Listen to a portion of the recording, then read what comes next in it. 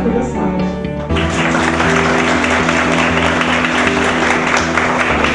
Muchísimas gracias por estar aquí y por venir esta tarde a compartir una parte de la gastronomía, porque de alguna manera whisky tiene que ver mucho con gastronomía, que es verdaderamente apasionante y es un movimiento que últimamente está tomando fuerza en el mundo de la gastronomía en general, y no es otra cosa que whisky. Whisky se hace en todas partes del mundo. Se hace whisky en América, mundialmente conocido como bourbon. Se hace whisky en Irlanda, mundialmente conocido como Irish Whiskey. Se hace incluso whisky en Japón, mundialmente conocido como whisky japonés, me imagino. Pero definitivamente el hogar espiritual del whisky nosotros, que es Escocia. ¿Qué diferencia el whisky escocés del resto de los whiskies en el mundo? Muchísimas cosas, pero principalmente lo que hace ideal, lo que hace el whisky escocés un ícono en el mundo, es su sabor, su aroma y su amplísima gama de usos que puede darnos en el mundo de la gastronomía. Para hacer una breve introducción de la diferencia que hay entre el whisky escocés y el resto de los whiskies que se hacen en el mundo, voy a hacer una breve presentación de cada uno de ellos. Está whisky irlandés. La primera diferencia la pueden notar que whisky en Irlanda se escribe whisky, E-I, y como los irlandeses fueron los que llevaron el whisky a América, igualmente bourbon, Tennessee o sour mash se escribe exactamente igual. ¿Cuál es la primera diferencia entre whisky irlandés y whisky escocés? Sabores y aromas. El whisky irlandés va a ser más tímido, va a ser poco ambicioso en términos de sabores y aromas. ¿Y por qué? Porque en la primera fase de la elaboración del whisky escocés no se utiliza el whisky irlandés, quise decir, un elemento que es fundamental, que es la turba. Todos se preguntarán qué es la turba. La turba no es otra cosa que sedimento orgánico de tierras, raíces y hojas muertas. Básicamente la turba no es otra cosa que sucio. Ahora, ¿cómo se utiliza la turba? Se utiliza como combustible en los hornos de malteado que veremos más adelante. Esa es una primera diferencia. Al no haber turba en la elaboración del whisky irlandés, va a desaparecer el aroma ahumado. Whisky irlandés nunca va a ser ahumado. Scotch, siempre, o casi siempre. Ahora, ¿cómo se hace el whisky en Irlanda? Se utiliza cereales tales como trigo, se utiliza igualmente en algunos casos avena, y se destila en alambiques de tina. Estos son alambiques de tina o pot still. Otra diferencia fundamental entre el Scotch e irlandés es que el whisky irlandés se destila 3 veces. Mientras mayor sea el número de destilación, menos trazas de sabores y aromas va a tener ese alcohol. ¿Cuál es el alcohol que menor trazas de sabores y aromas tiene? Rapidito, el vodka. ¿El vodka por qué? El vodka muchas veces se destila entre 5, 6 y hasta 10 veces. Y eso hace que las trazas del mosto inicial que se destiló se pierdan en el alambique. En el caso del whisky irlandés, esa destilación se lleva a cabo 3 veces. En Irlanda se hacen tipos de whisky tales como pot still whisky, que se elabora en alambiques de tina, y single grain whisky o whisky de grano, que se elabora en alambiques continuos. ¿Alguien sabe la diferencia entre alambique de tina y alambique continuo? Muy sencillo, alambique de tina es artesanal totalmente, alambique continuo es un alambique industrial. Un alambique artesanal va a producir un alcohol con mayor sabor, definitivamente más costoso. Un alambique continuo va a producir un alcohol más neutro. Cuando se mezcla whisky pot still y se mezcla whisky de grano en Irlanda, se obtiene lo que se conoce como blended Irish whiskey. Marcas importantes: Bushmill, Jameson, etc. ¿Okay? Whisky americano. ¿Cuál es el whisky americano más famoso entre todos los whiskies americanos? Es una marca. Bourbon. Pero Jack Daniels es bourbon. No, señor. Tennessee. Mercadeo está haciendo bien su trabajo. Exactamente. ¿Por qué es Tennessee? ¿Qué diferencia hay entre Tennessee y bourbon? Primero, whisky Tennessee y bourbon se elabora en la comarca de Kentucky. Y en Kentucky y en Tennessee existía una pequeña comarca, la cual, en homenaje a los reyes de Francia por haberlos apoyados en la liberación de lo que es hoy en día la Unión de Inglaterra, ellos le dieron el nombre de bourbon. Bourbon se elabora en esa comarca. Y para que un whisky merezca el nombre de Bourbon, estaríamos hablando ya de denominación de origen, debe tener 51% de maíz, en lo que se conoce como el mash bill. Mash bill es la receta de cereales. 51% del maíz debe ser destilado en alambique de tina y debe salir de ese alambique con un 80% proof. ¿Sabe lo que es 80% proof? En Estados Unidos se utiliza la media proof. ¿Cómo diferenciarlo con ABV o alcohol por volumen? Básicamente es la mitad. Esto es 40 grados de alcohol. ¿Ok? ¿Queda claro esa parte? Muy bien. Y hay otra fase, hay una diferencia importante entre whisky americano en general y el whisky escocés, y es muy importante, es que se añeja siempre en barrica nueva. El añejamiento del Bourbon y el Tennessee se hace en barrica nueva. Ahora, ¿qué diferencia hay entre Bourbon y Tennessee Whiskey? ¿Qué diferencia hay entre lo que sería Wild Turkey y lo que sería Jack Daniels? Tennessee Whiskey no tiene 51% de maíz, es libre la cantidad de granos que se vayan a utilizar. La receta es sumamente amplia, hay maíz, centeno, trigo, etc. Igualmente hay 80 proof que se exige en la destilación y 2 años de añejamiento de barrica de roble americano. Tiene que ser barrica nueva.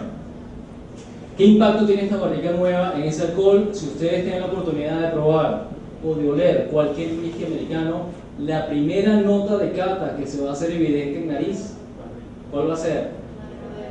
Madera y vainilla. Vainilla es un reflector, es una evidencia de que esa madera es nueva. Muy bien. Tennessee Whiskey, ¿qué diferencia hay con respecto al Bourbon? Algo que se llama charcoal mellowing o se llama filtrado en carbón.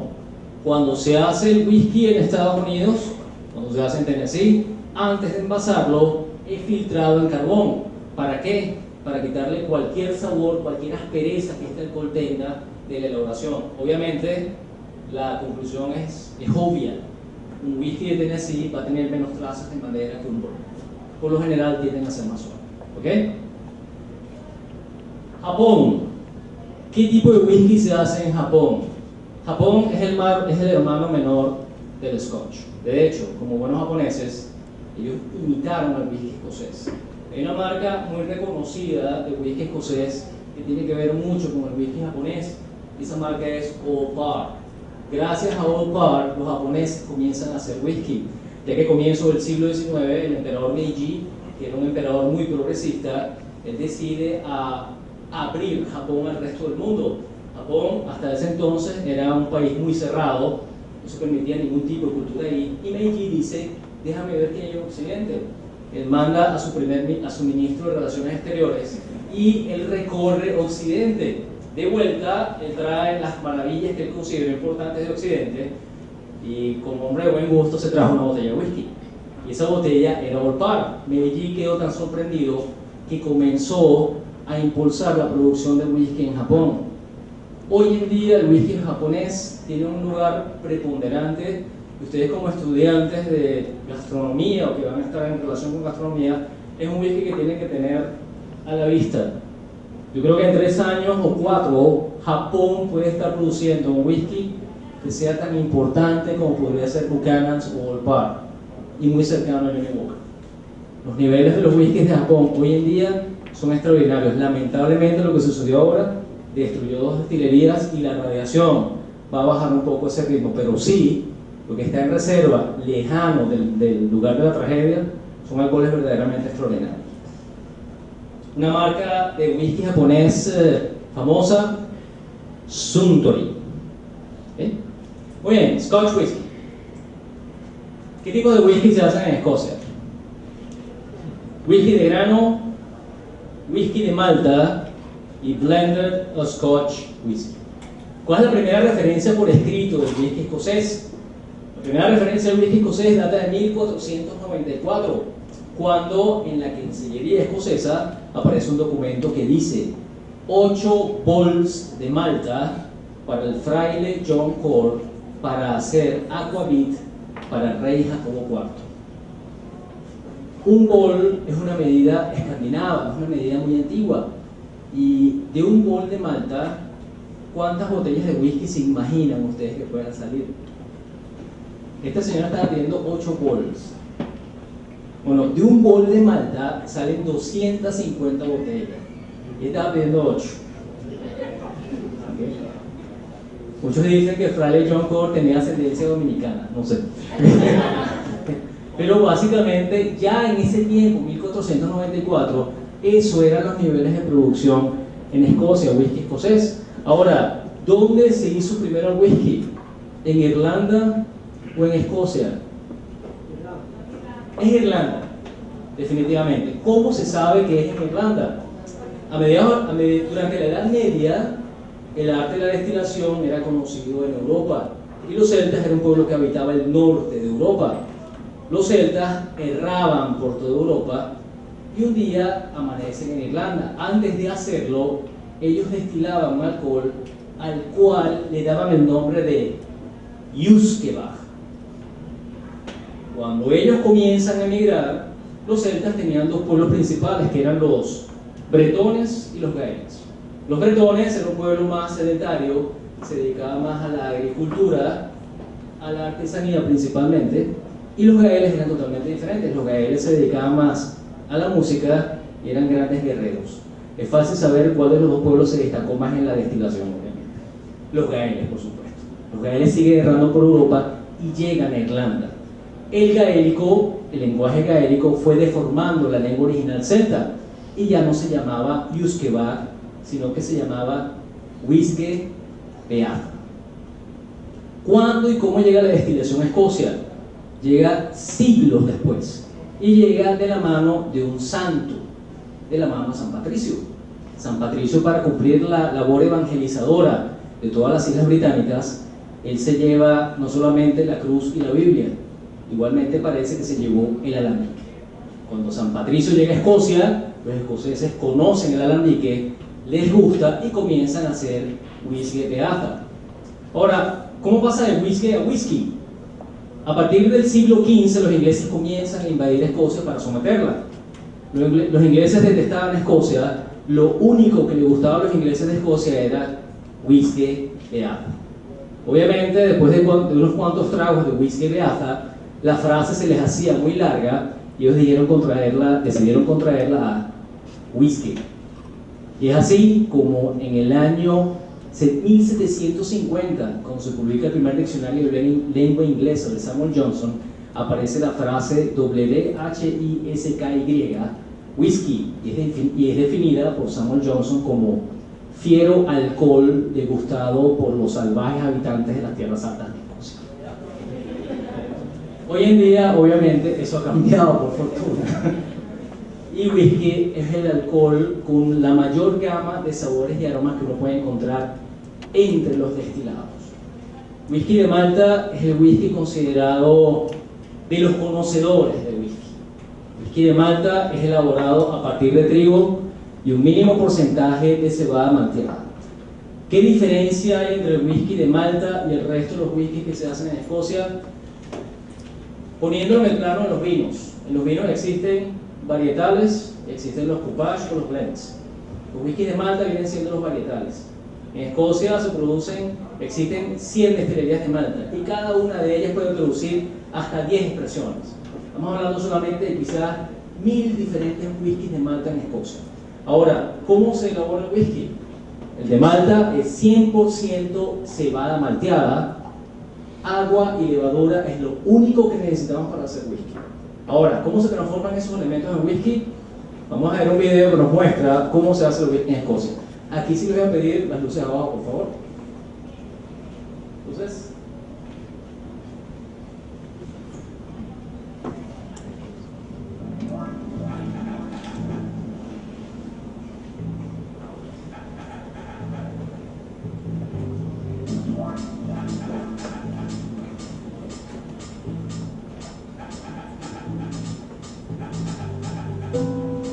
El proceso de producción de whisky escocés comienza con la cebada, la cual luego de ser remojada y calentada, libera el almidón y el azúcar que se transformarán en un potente alcohol. Esta cebada malteada obtendrá su sabor característico al incorporarle el fuego de la turba proveniente de las altas tierras de Escocia. partir de allí, se procede a incorporarle agua pura de manantial y un poco de levadura para dejarlo fermentar por 48 horas. Culminado el tiempo, la mezcla se encuentra preparada para ser destilada. La destilación se realiza al menos 2 veces en piezas exclusivas denominadas copper bowl. El producto final es un líquido puro y cristalino alto en alcohol que será filtrado para eliminar las impurezas y añejado en barricas de roble para soportar los distintos climas de las regiones escocesas.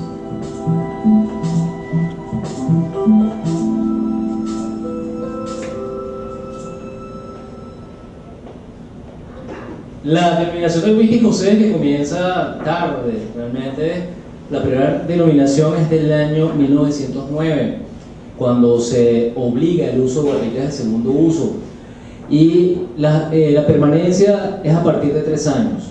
Para que el whisky escocés merezca el apelativo de Scotch, debe ser malteado en Escocia, fermentado en Escocia, destilado en Escocia, añejado por lo menos 3 años en barricas de roble europeo o americano en Escocia. Básicamente esa es la condición para hacer whisky escocés. Ahora, ¿cuánto tiempo permanece? Eso va a depender de la necesidad de la destilería. El añejamiento es un tema apasionante y últimamente se ha descubierto que un whisky, mientras más viejo, no necesariamente es mejor. Hay 2 puntos que deben cruzarse en el añejamiento. Uno es el carácter de la destilería y el otro es la madera de la barrica.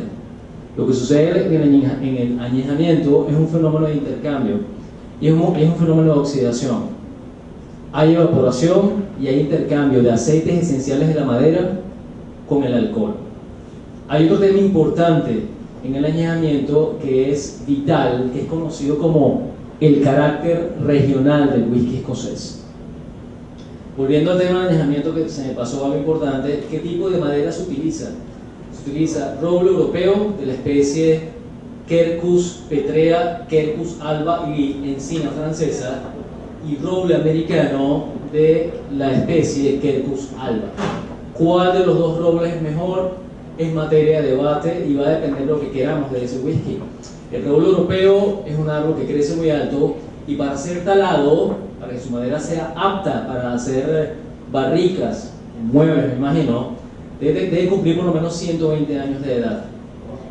De un árbol de roble europeo solo salen 2 barricas. Ahora, la buena noticia es que cada vez que tú tales un árbol de roble europeo, tienes que plantar 20. Así que para los ecologistas, tranquilos, que no vamos a tener roble para rato. ¿Okay? Roble americano, ¿qué diferencia hay? Roble americano, el poro es más fino y eso lo hace más versátil para hacer barricas. De un árbol de roble americano se puede sacar hasta 20 barricas. Ahora, un árbol de roble europeo va a impartir más sabor a ese whisky, tiene una riqueza tánica importante que le va a dar aromas tales como fruta pasa y fruta muy madura. Roble americano es un whisky cuya riqueza tánica es menor y eso va a hacer que el intercambio con el alcohol no sea tan dinámico como en el caso del roble europeo. Cuando uno prueba un whisky añejado, un whisky en roble americano, el primer olor que sube es vainilla pura. ¿Okay?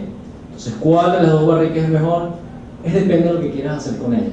Ahora, whisky escocés añejado en barrica de roble europeo es una joya. Y hoy tenemos uno aquí. ¿Okay? Muy bien. Para entender el carácter regional del whisky escocés, ya que vamos a hablar de sabores y aromas, es bueno entrenar un poco la nariz.